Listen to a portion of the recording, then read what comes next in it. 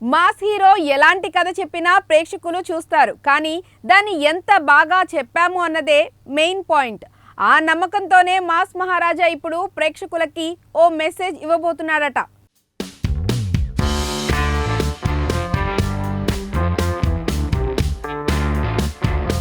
New రిలీజెస్లో hype ఉన్న వాటిలో ముందుగా చెప్పుకోవాల్సింది ఈగల్. ఈ చిత్రం సంక్రాంతికే రావాల్సి ఉన్న పోటీ తగ్గించడం కోసం వాయిదా వేసుకొని ఫిబ్రవరి 9 ప్రేక్షకుల ముందుకు వస్తోంది. నిన్న ప్రీ రిలీజ్ ఈవెంట్ గ్రాండ్గా చేశారు. తాము ఎలాంటి ప్రయోగం చేయలేదని, పక్కా కమర్షియల్ మూవీగా అన్ని అంశాలు ఉంటాయని నిర్మాత టీజీ విశ్వప్రసాద్ హామీ ఇచ్చారు. అంతేకాదు, ఈసారి నిరాశపరచబోమని రవితేజకు స్టేజ్ మీదే హామీ ఇచ్చారు. ట్రైలర్ చూశాక జనాలకు ఎక్కువగా యాక్షన్ కంటెంట్ ఉన్న చిత్రంగా అభిప్రాయం కలిగిన మాట వాస్తవం. అయితే ఇప్పుడు ఊహించని విధంగా అసలు కథ వేరే ఉంటుందన్న టాక్ వినిపిస్తోంది.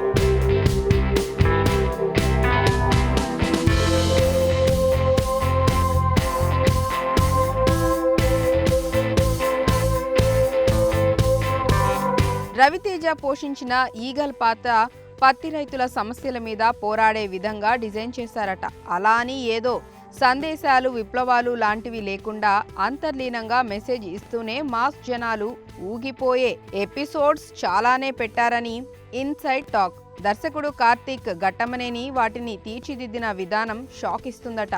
ప్రమోషన్లో వాటిని ముందే చూపిస్తే థ్రిల్ తగ్గిపోతుంది కాబట్టి కావాలనే దాచిపెట్టినట్లు తెలిసింది. స్వయంగా రవితేజనే ఇందులో పత్తి పండించే వ్యవసాయదారుడిగా కనిపిస్తాడు. ఈ లెక్కన చూస్తుంటే మాస్ మహారాజా ఈసారి సర్ప్రైజ్ ఇచ్చేలా ఉన్నాడు.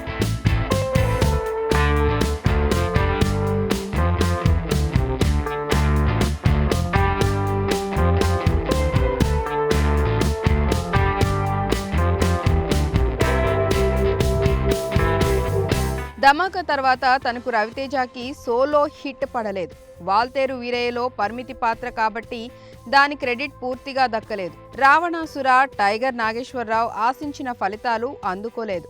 ఈ ప్రభావం ఈగల్ బజ్ మీద పడటం వల్ల సోషల్ మీడియాలో ఇంకా ఫోకస్ దక్కలేదు. స్టార్ హీరోలు డ్రైగా భావించే ఫిబ్రవరి నెలను రిలీజ్కు ఎంచుకున్న రవితేజకు మంచి ఫలితం దక్కాలంటే బ్లాక్ బాస్టర్ టాక్ తప్పనిసరి. లేదంటే పరీక్షల మూడ్లో ఉన్న పిల్లలు, యువతను థియేటర్లకు వచ్చేలా చేయటం కష్టం. చూడాలి మరి రవితేజ ఈసారి ఎంతవరకు సక్సెస్ అవుతాడు.